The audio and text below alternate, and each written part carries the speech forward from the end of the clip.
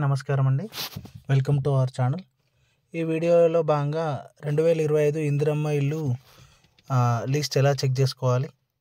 Already దీనికి సంబంధించి మనం ప్రజాపాలనలో భాగంగా దాదాపు అన్ని గ్రామాలలో సర్వే చేసినప్పుడు ప్రతి ఒక్కరు అప్లై చేసుకుని ఉన్నారు.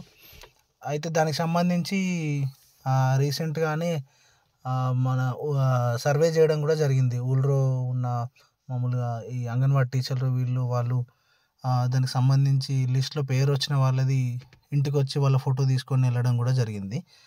అయితే గతంలో కూడా 2013, 14 ఆ టైంలో కూడా ఇందిరమ్మ ఇల్లు ఇచ్చారు.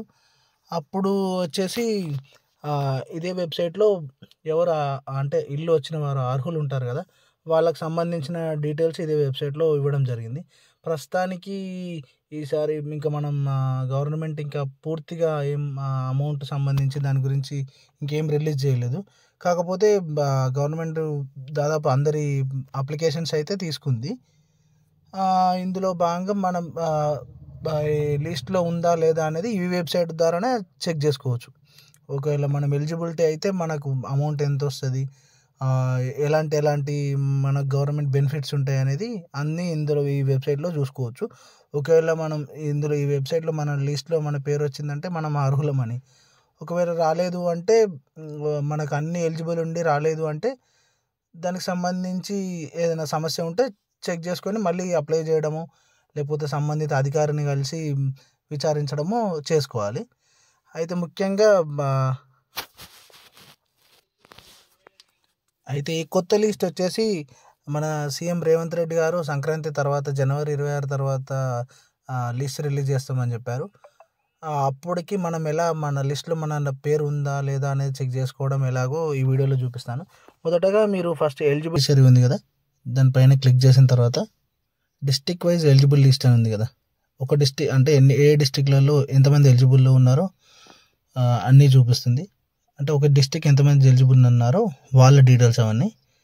మనది ఏ డిస్ట్రిక్ట్ అయితే ఆ డిస్ట్రిక్ట్ పైన క్లిక్ చేసి, మనది ఫర్ ఎగ్జాంపుల్ సిద్దిపేట పైన క్లిక్ చేసి ఇక్కడ ఎంతమంది అర్హులు, ఎంతమందికి ఇల్లు వచ్చాయని చూపిస్తాయి. ఇక్కడ మండల్ వైజ్గా ఎంతమంది ఉన్నారు. మండల్ తర్వాత విలేజ్ లిస్ట్ ఓపెన్ చేస్తే విలేజ్ లిస్ట్లో ఎంతమంది అర్హులు ఉన్నారని చెప్తుంది. ఇక్కడ మీరు చూస్తున్నట్లయితే ఇక్కడ వీళ్ళకి ఇల్లు వీళ్ళ ఇల్లు ఎలిజిబుల్ అయినాయి. ఒకరికి 20,000, ఒకరికి 30,000, ఇలా ఒక్కొక్కరికి ఎంత ఎలిజిబుల్ అనేది అమౌంట్ అనేది అక్కడ చూపిస్తుంది. ఆ హౌస్ ఎవరిది, వాళ్ళ ఓనర్ డీటెయిల్స్ సంబంధించిన అన్ని డీటెయిల్స్ ఇక్కడ చూపిస్తుంది. ఇది మనం చూసుకున్నట్టయితే ఇది 2013-14కి సంబంధించింది ఈ లిస్ట్. ఇప్పుడు ఇందిరమ్మ ఇల్లులో ఎవరు అయితే ఎలిజిబుల్ ఉంటారో వాళ్ళకి సంబంధించిన అన్ని డీటెయిల్స్ ఈ వెబ్సైట్లోనే ఇక్కడే అప్డేట్ చేయడం జరుగుతుంది. ఇవన్నీ మనం అయితే 2013-14 సీఎం కేసీఆర్ గారు అప్పుడు సీఎంగా ఉన్నారు, అప్పుడు రిలీజ్ చేశారు. ఇప్పుడు అదే పథకాన్ని కొనసాగిస్తూ ఇప్పుడు మళ్ళీ రేవంత్ రెడ్డి గారు మళ్ళీ ఇందులోనే లిస్ట్ రిలీజ్ చేయడం జరుగుతుంది. త్వరలోనే ఈ వెబ్సైట్లో ఈ 2025 సంబంధించి ఇందిరమ్మ ఇళ్ళకి సంబంధించి ఎవరెవరు ఎలిజిబుల్లో వాళ్ళందరి డీటెయిల్స్ ఇదే వెబ్సైట్లో అప్డేట్ చేయడం జరుగుతుంది.